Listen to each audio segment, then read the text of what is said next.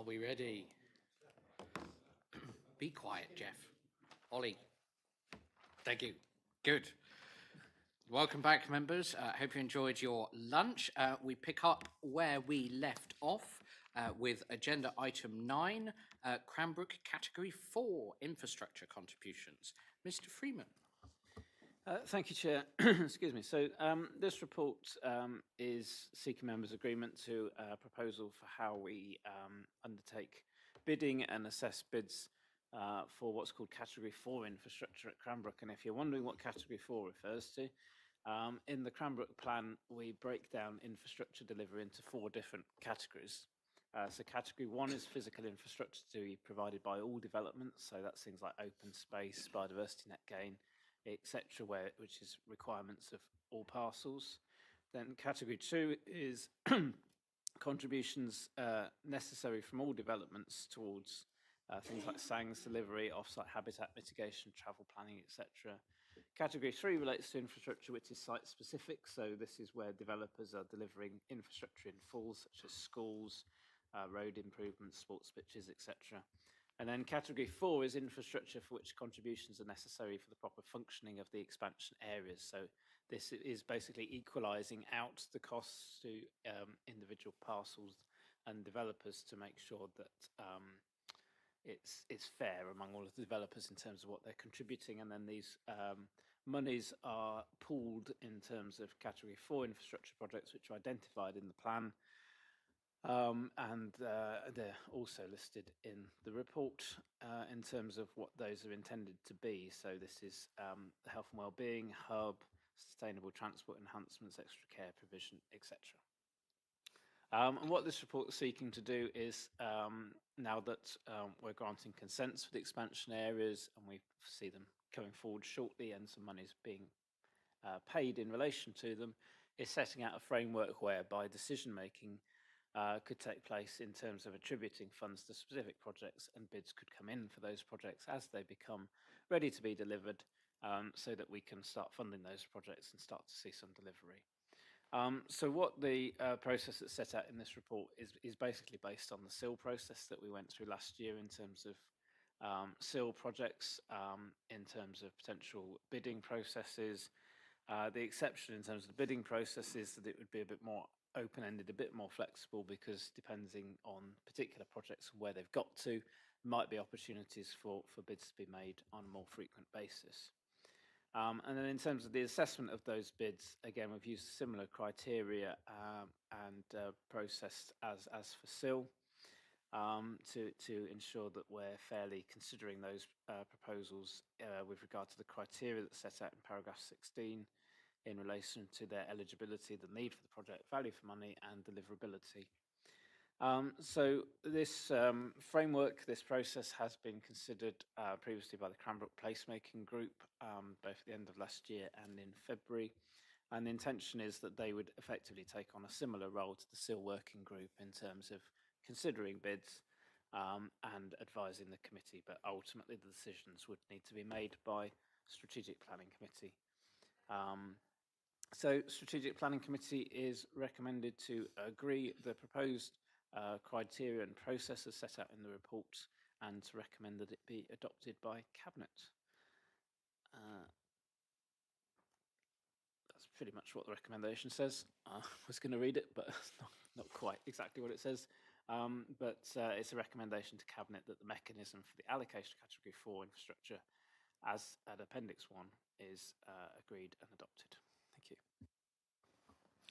Thank you, Mr. Freeman. Questions, please, strictly about the process in this that's set out in this report.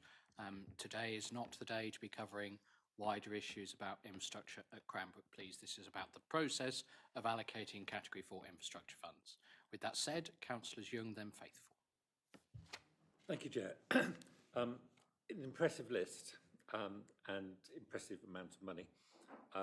Who decides the shopping list? I understand it's through the placemaking group, but how much input does Cranbrook Town Council have on this? I think I'd be right in saying the shopping list is as set out in the Cranbrook plan. Am I wrong, Mr. Freeman? No, that's correct. That's already been prescribed in terms of the Cranbrook plan. And obviously the town council form part of the placemaking group, so they would have a role in that, but it's alongside East Devon District Council, Devon County Council, as it's a partnership group. Councillor Faithful. Thank you, Chair. Sustainable transport enhancement for 6 million. What is sustainable transport enhancement look like that needs £6 million? Because they've got 24-hour bus service. I don't know how much more. Okay, we've had the question. Mr. Freeman, please. Yeah, so there's a whole series of improvements. I mean, you have to remember this is for the expansion areas, so that obviously the bus services serve the consented and constructed parts of Cranbrook. Those need to be expanded out into the expansion areas. So it could be bus improvements, could be walking cycling routes, improvements along the London Road, etc. So there's a whole range of projects that make up that 6.378 million. I don't have the details in front of me, but happy to point you to them if you're interested. Any further questions, please, members? Councillor Jess Bailey. They're really big figures. I'm interested to know how it's been decided that that's the appropriate amount. Fire station, blue light facility, financial contribution, 1.4 million. What's that contribution towards? And library fit out, that's for a library? Where is it? Please? So again, I believe this was all decided through the Cranbrook plan, but I'll refer to Mr. Freeman. Yes, so there's a long history to all of this through the Cranbrook plan. So like these figures come through the infrastructure delivery plan for Cranbrook. So these were figures that were set at that time. So it's all index linked, so it may well be higher in some cases now. In some cases, funding is coming from other sources. So I think the fire station, I think that's the residual funding gap, but I think there is also already some funding secure for that. So it is quite a complex picture, I'm afraid. Library fit out, for example, that is just the fit out, the building, and everything else is incorporated into other contributions elsewhere from memory. So that is literally just the fit out. I did question that, seemed a lot, but I think it takes into account things like computers and, gates at entrances and definitely books, yes. But obviously the shelving and everything else. They have, I mean, obviously a lot of the costs have come from the infrastructure provider. So in the case of the library fit out, that's come from DCC, presumably based on their experience and costings elsewhere.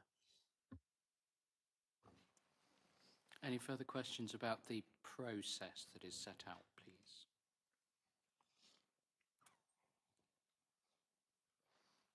No? Okay, in which case I'll move us to debate then, and I'll propose again from the chair the recommendation as it is set out in your papers. Does anybody wish to speak? Councillor Young. It's more of another question. Do you keep all the money until you spend it on the first item and then work down, or how does spending how is it decided? Or do you start with item 1, do it, item 2, do it when you get the money, so on? I mean, it's similar to the issue that members would have experienced in terms of SIL, of obviously you've got competing priorities in the sense you've got the priorities that are set out on the table of some of these items are critical priority 1 projects, some are important projects, but equally some might be available to deliver earlier than others. So there needs to be some flex in terms of what's available to be delivered at a given point in time versus the overall priorities, whilst also being mindful that you don't want to be necessarily spending everything that's coming in, because you might want to save up for some of the bigger projects. You know, you could deliver a lot of the smaller important projects, but then get to a point where you've never got the money for the Health and Wellbeing Hub, for example. So this is part of the role, I think, of the placemaking group in considering those competing priorities when opportunities to spend come to them in terms of, well, we might have this project that's all set and ready to go, but do we want to spend all the money on that, or do we need to keep some back for this project that might be available to go next year or the year after? So that's really the role of the placemaking group, is to consider those competing priorities and make recommendations to the committee in terms of how they would see that spent. Anything further, members? Councillor Faithful? Well, Mr. Chairman, I'm not sure. The conversations I've had reference the library through Libraries Unlimited. We seem to be spending the money on the building, but it doesn't look like there's going to be any staff there. So That's not really about the process that we're talking about here, though, Peter. in this process, will this wait until there's definitely somebody to operate the library, or where does it fit into all of that? I don't know. I simply don't know what DCC's plans are in terms of the library as to whether or not I mean, it may not even be manned. I know some libraries are unmanned. So we don't have those details at this stage, but they will come forward in due course. But to be clear, this paper is about the process by which we allocate the Category 4 contributions that we receive. It's not about specifically what the items of infrastructure in that list are. Councillor Bailey? Peter? Oh, sorry. Thank you. Is it about the process, or are we actually saying that those are the figures? So the figures have already been decided. They're in the Cranbrook plan. That's what's set out in the development plan. We are deciding here on the process for allocating the money that comes in to the projects that get put in front of the group. But then we don't have the scoring mechanisms. We've got a template. Sorry, I don't understand. So Appendix 2 is the assessment criteria. That's right. So is the actual scoring. Oh, I see. 1, 2. So presumably somebody has completed those forms somewhere and then evaluated how they fit in as a priority. Is that what's happened? So the Appendix 2 that you see there is the pro forma that officers would use when bids came in for the Category 4 money. So that the priorities that you see in the paper itself, and again, correct me if I'm wrong, I believe those are the ones that are set out in the Cranbrook plan. There's then a process set out here in the paper through which those are reappraised on a regular basis. And then when bids come in, when we actually have a bidding round, the Appendix 2 document that you see there is what gets filled out at that point for us to assess the bids against each other. So the bids haven't come in? No. Understand.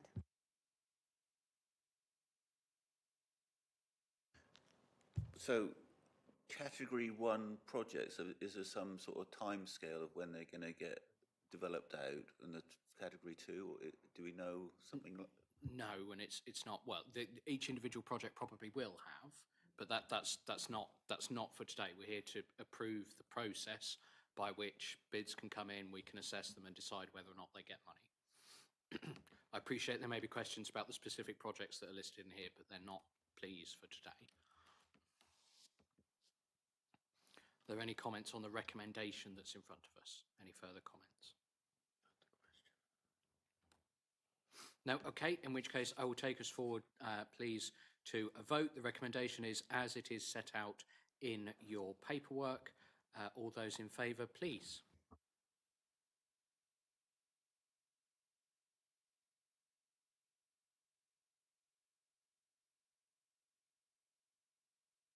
I make it 10? Yeah.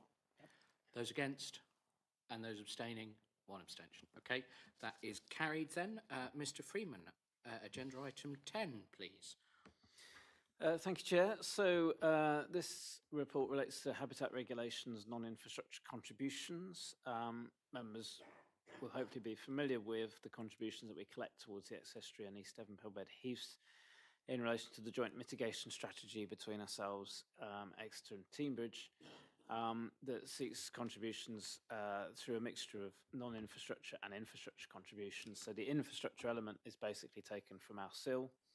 The non-infrastructure element, which is what this report refers to, is collected outside of SIL, and generally through Section 106 agreement or Section 111 agreement or unilateral undertaking with the developers. So this is a long-standing process since we established the joint approach at the time of the last local plan, effectively. And so we have a current charging schedule, which is set at paragraph 2.4 in table 1, where we have contributions per dwelling of £170.81 for the X, £196.81 for the Pebblebed Heaths on their own, and where development is in the zone that impacts on both sites, it's £367.62 per dwelling.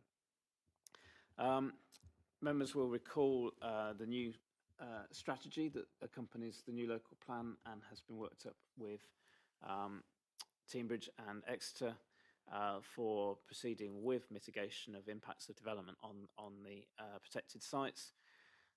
There's a number of additional proposals within that, not least additional staff resource, including additional wardens, additional SANGS officer to ensure that we're delivering and designing up and delivering SANGS. That all adds to the costs of this strategy quite substantially. So actually, particularly in terms of these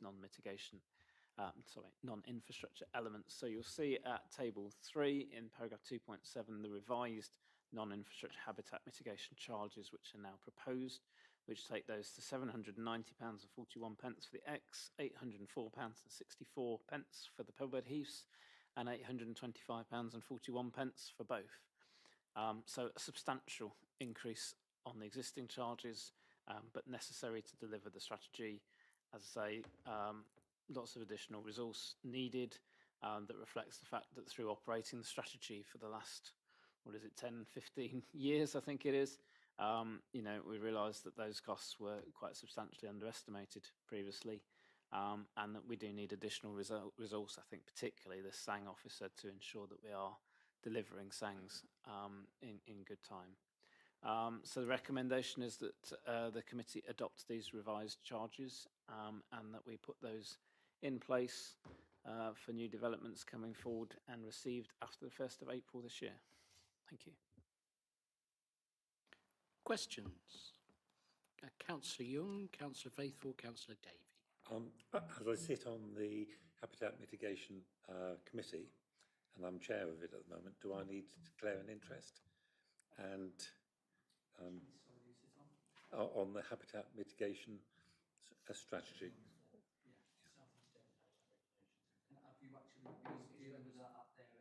Yeah. Yeah, so he is actually a representative of this authority. Yeah. Well, sort of, it's just.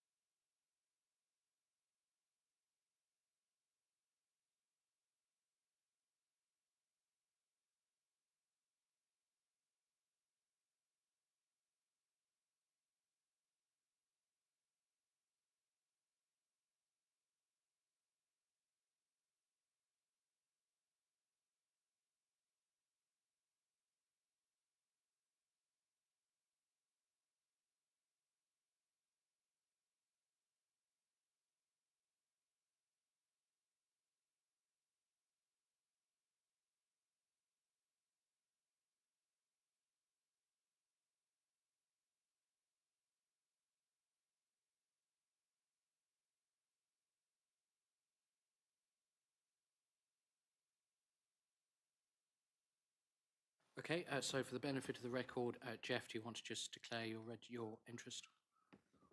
Yes, I'm on the committee for the habitat. What is it? It's the South East Devon Habitat South East Devon Regulations. Habitat Mitigation, and I'm chair of it at the moment. So that is an. Exactly. And effects and prejudicial non-registrable interest. Thank you. Thank you. So Councillor Young has confirmed well, do you want to speak now and then hold your peace, Jeff? I want to speak. Okay, thank you. Councillor Faithful, then Councillor Davey. Thank you, Chair.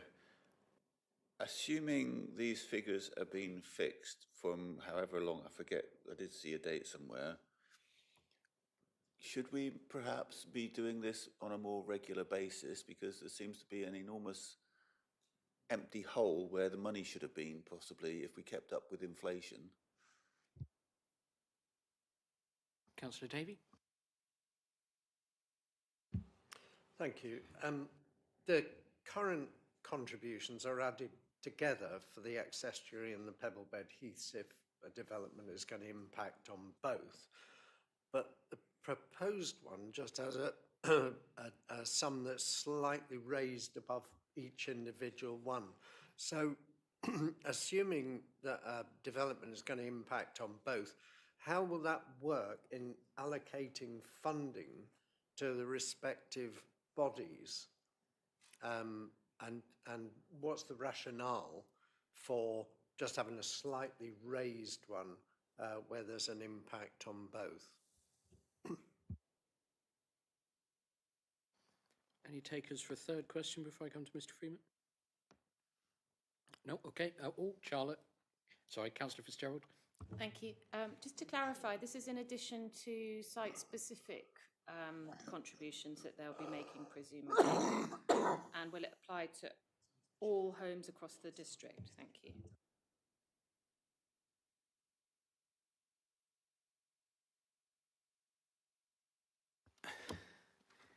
Thank you, Chair. So yes, coming back to Councillor Faithful's point, should it be regularly reviewed? Yes, so there was a review. So these charges are index linked, but also they were reviewed how many years ago? 6 or 7 years ago, off the top of my head. So they have gradually gone up over time. This is a big step up because of the revised strategy, which, as I say, has identified a need for additional wardens and the SANGS officer, and it's those additional costs arising from that put up the prices so much.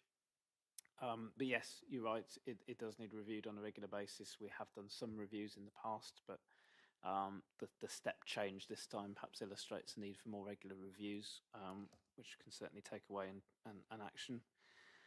In terms of Councillor Davies' point, my understanding is the reason why the both contribution this time is not markedly more than the individual ones is because the additional resource is across both sites. So if you're paying for a SANGS officer, it's the same SANGS officer whether it's Pebblebed Heath or ex-estuary. So you only effectively pay once, so it's not markedly more for the both. And I think this is probably a more equitable way of doing it than previously. But obviously it will pose challenges in terms of then disaggregating out that money into what goes where, but ultimately it's going to the same mitigation whether or not it's ex-estuary or Pebblebeds in most cases. And then in terms of Councillor Fitzgerald's point, so yes, these are per dwelling charges that will be sought through either a Section 106 agreement, a unilateral undertaking, or Section 111 agreement. They effectively, developments will also pay CIL, and then we cream off a proportion of CIL which plays the infrastructure element of the mitigation strategy. So they're effectively paying two different elements through different routes, because you can only spend CIL on infrastructure, and yet part of the strategy relates to costs that are non-infrastructure. So we have to collect those outside of CIL is the issue. So that's why it's operating the way it is.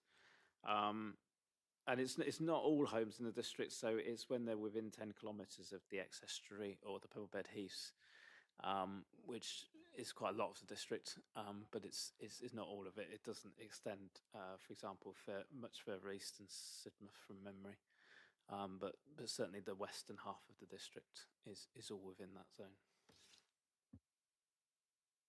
Thank you, Mr. Freeman. Any further questions? Okay, in which case I will take us into debate then, and as is now becoming my habit, propose from the chair the recommendation as it is set out in your report. Does anybody wish to speak, please?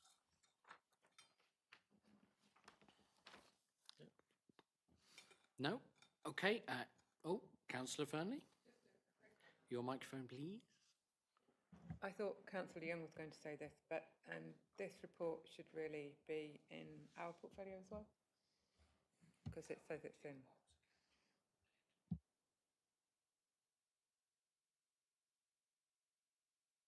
Noted. Okay, in which case then I will take us to a vote on the recommendation as it is set out in front of you, please, members. All those in favour?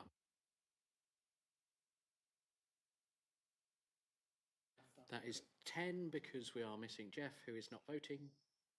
Yep. Okay, in which case then that's unanimously carried. Thank you very much, members. Which brings us to our final report of today, which makes it sound like it's going to be a short one. I suspect it isn't, because, ladies and gentlemen, another Christmas gift from the government to the planning profession last year, agenda item 11, response to proposed reforms to the National Planning Policy Framework and other changes to the planning system, December 2025. What a title to that report, Mr. Freeman. I hope it lives up to it. I don't know that it will, but so what we've tried to do in this report is summarise the consultation and, in our normal format, provide the questions and then a proposed response. In this case, the consultation document runs to 123 pages. There's then the new draft NPPF itself, which is an ever-growing tome, and then there were 225 consultation questions in the consultation. So we've tried to provide answers to all of those that are relevant to East Devon. You'll see we skipped the ones that relate to Greenbelt because there isn't any Greenbelt within 100 miles of here. So sadly, yeah. So we haven't bothered responding to those, or we can if members are so minded. To summarise the consultation, I think there's sort of structural changes to the document, and then there's the policy changes. So structurally, the document, there's lots of changes to the structure and style of the document that don't affect content, but obviously they've restyled it into more of a local plan style document with specific policies across themed chapters, which tries to make it more structured and easier to follow and understand. And then they've broken down the policies into plan-making policies and decision-making policies. So there's that clear distinction, which does address an issue that we have come across in the past where applicants for planning permission have tried to interpret policy guidance that's about plan-making and adapt it to suit their circumstances in terms of a particular application, when was quite clear in our minds anyway that it was about guiding plan making rather than decision making. So I think that's a useful distinction that's now in there. They haven't gone as far as introducing national development management policies, which you might recall was talked about, but they have introduced national decision making policies, which is not far off the same thing. So rather than it being stated as text within paragraph, they're actually identified specifically as policies and given a reference number, which will aid referencing in terms of decision-making reports. So in the past, you will have seen reports going to planning committee that refer to paragraph X or Y of the NPPF. We've now got a specific policy reference that we can refer to, which should make that slightly easier. Other key changes, rather than a presumption in favour of sustainable development sort of being invoked in certain circumstances, there's sort of blanket presumption in favour of suitably located development. And there's issues around trying to support densification in urban areas, looking at low density plots and upward extensions, infill development to try and increase densities where that's appropriate. There's this introduction of what they're calling medium sites, sites of 10 to 49 homes or sites with a land area of up to 2.5 hectares, but are talking about having explicit requirements in terms of these smaller or medium sites to try and bolster the role of self and custom build, small and medium-sized enterprise builders, etc., by having lower requirements in terms of information that's needed to support those applications, potentially lower requirements in terms of biodiversity net gain and sill charging and things like that, to try and encourage small and medium-sized builders in particular. It seeks to more strongly embed the predict and provide approach to transport planning that's been talked about, but perhaps not as strongly embedded in policy previously, and talks about securing a diverse mix of homes and puts measures in place to try and support that in terms of there's consultation around minimum requirements in terms of mandatory social rent minimums, perhaps suggested as a minimum of 10% on major developments, and requirements about potentially a national minimum in terms of accessible and adaptable homes. So this part M4(2) of the building regulations and a suggestion around at least 40% of new housing being built to that requirement. Another key feature is around supporting development around railway stations. So a sort of default yes for housing and mixed use development around railway stations at proposed mandatory minimum densities. You'll see there's quite a lot of commentary on that in terms of our response. It talks in terms of well-connected stations where they've got a frequent service into a main city.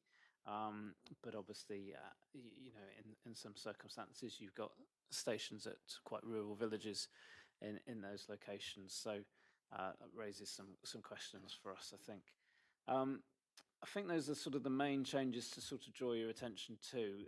There's a huge amount in this, naturally, as there's 225 questions.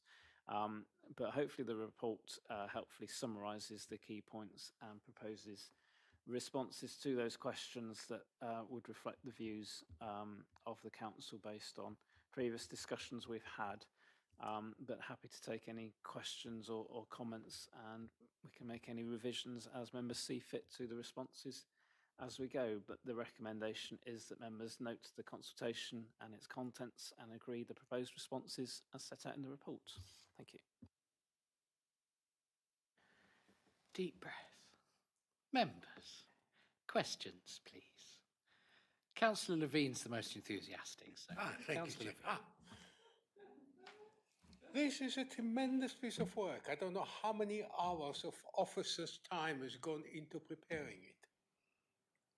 There are going to be at least 150 other submissions from other councils to the department of whatever it is looks at it. What are the chances that anybody is going to look at what we've got to say?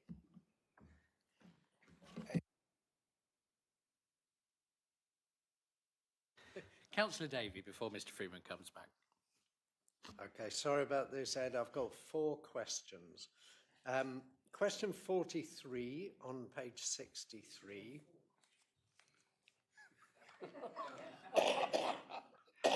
How much weight is proposed to be given to the reuse of buildings and materials, and will it ensure that demolition is a last resort?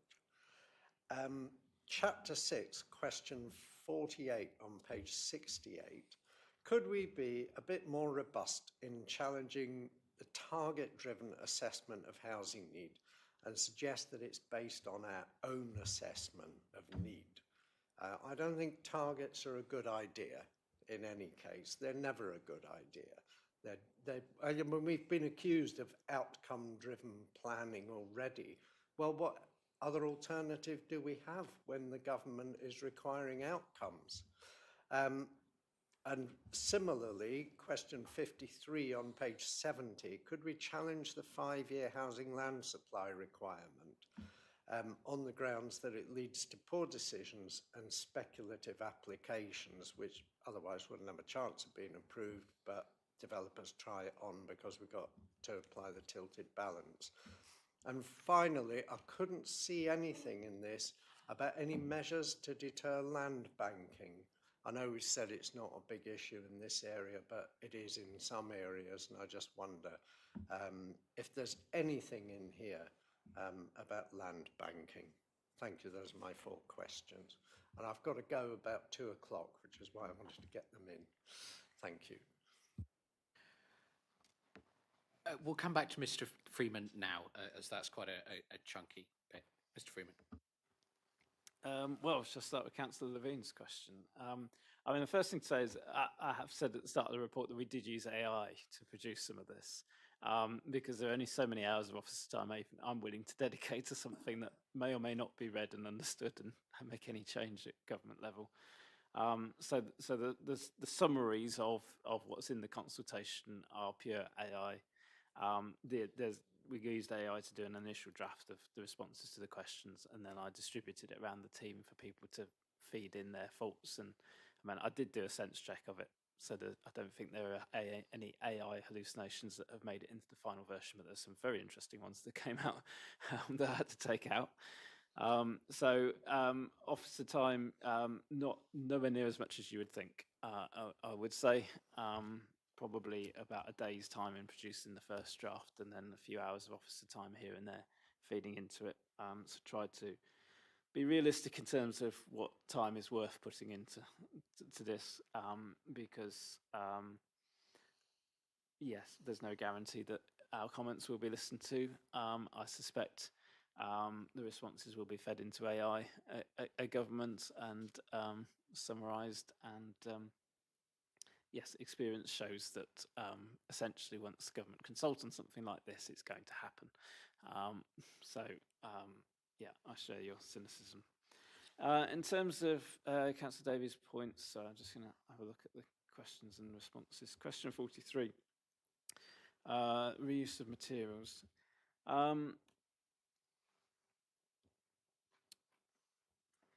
Yes, so I don't think, well, I mean, we have incorporated this embedded carbon policy into our own local plan to try and address that issue and encourage the reuse of buildings and the reuse of materials.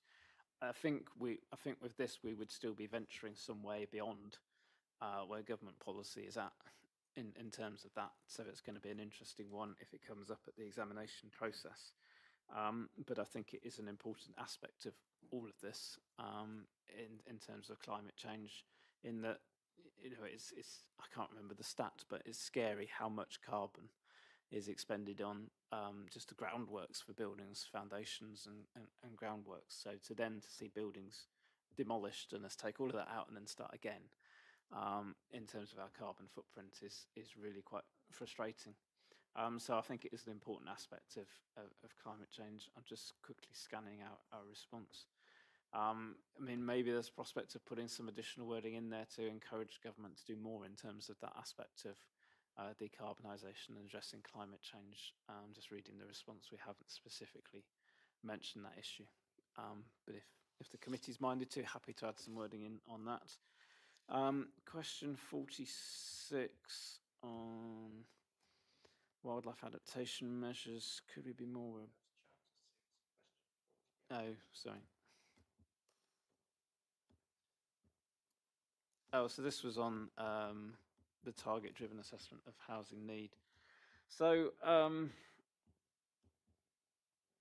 hear what you say about a local assessment of housing need, but that's how it used to be before the standard method.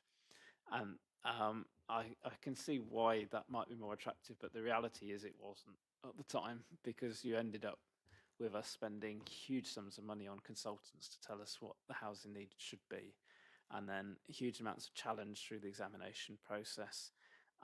It was the thing that derailed our last local plan for 18 months during the examination process, was the challenge of our assessment of the housing numbers, which the inspector didn't agree with, and then it had to be revisited.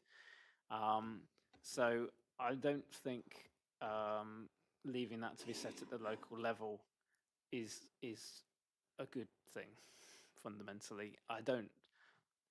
I know some people might disagree, but I don't fundamentally disagree with having a standard method to calculate it. I think it's that the standard method doesn't take account of local circumstances and environmental constraints and other factors. It is simply a numbers exercise. And so I think that's what's fundamentally wrong with the standard method.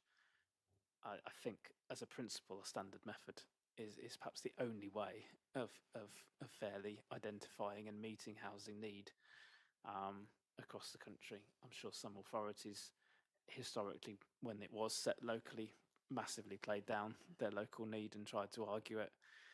Lots of plans got unstuck at examination like ours did. So I'm not convinced that would be progress. I think it's about making the standard method work in a way that delivers more realistic results for environmentally sensitive and constrained areas like East Devon. In terms of question 53, 5-year housing land supply requirement, I think we were probably being realistic in that as much as I'd like to get rid of the 5-year housing land supply argument and the housing delivery test, I don't think there's any prospect of the government doing away with them.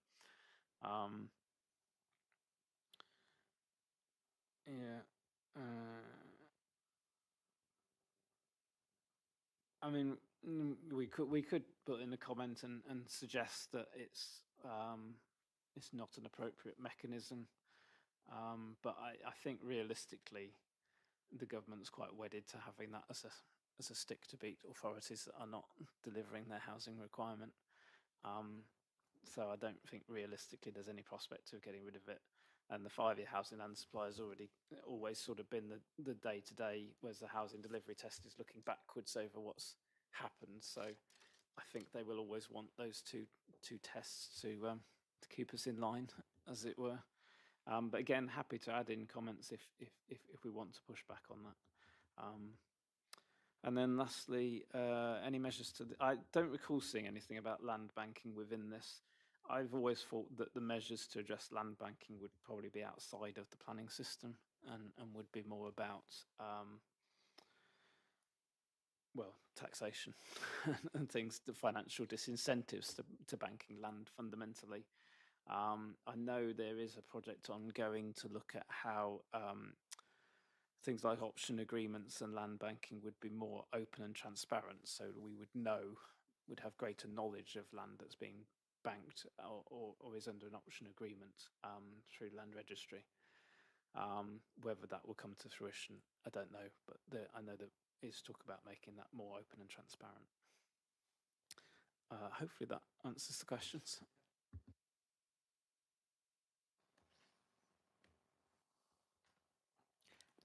I mean, there will be some other questions. Councillor Levine?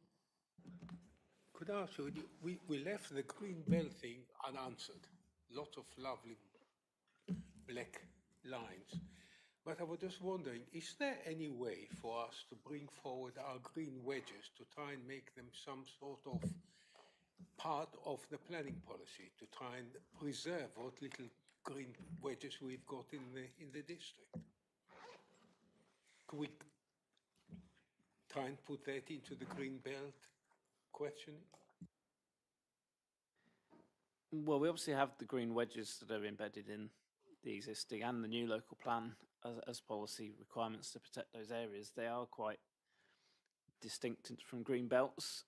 Green belts is probably the most sort of famous planning intervention ever in terms of planning policy, and is sort of a national policy. So green belt's sort of up here in terms of weighting, green wedges quite some way down here. So they don't. I mean, you can equate them to the same thing. They have some similarities in terms of purpose, but an allocation of a green belt is much more challenging in terms of. I think when we looked into this, it needs Secretary of State sign off or something. And I don't think green belts aren't generally designated. I mean, the government's policy is more about identifying these grey belt areas where development could come forward within the green belts rather than actually making more green belts. So I know we've had discussions before about members' desire to have a green belt in the western part to the sort of east of Exeter. And I think I've been quite open about my views that I don't see any reasonable prospect of taking that forward. But I think we did reach a point where it was agreed that that was something for a future local plan rather than this one. So we will need to pick that up at some point when this local plan's sorted and bring through a report, I think was how it was left on how that could be taken forward. So we'll do that. But I don't think it necessarily feeds into our response here personally. Are there any further questions? No, okay, I see no hands, so I will take us into debate. This is the one report on the agenda that I spent quite a lot of time reading again, and because clearly I have nothing better to do. I think it summarises quite well what our view corporately and as committee would be. So I'm happy again to propose the recommendation as written from the chair. I think Ed and colleagues have done a very good job for us here. But welcome any comments from committee. Councillor Levine. Oh, thank you, Chair. I know I'm taking up time. No, I just want to say that I found the answer.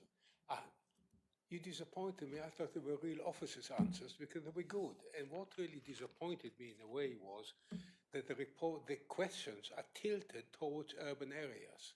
And we have to make caveats time and again about the fact that East Devon is a very mixed sort of area. We've got everything imaginable in our district. And I just hope that somebody will actually take notice of the fact that one size of NPPF doesn't fit everyone. We don't have a nuclear power station yet, Yehudi. We haven't quite got everything.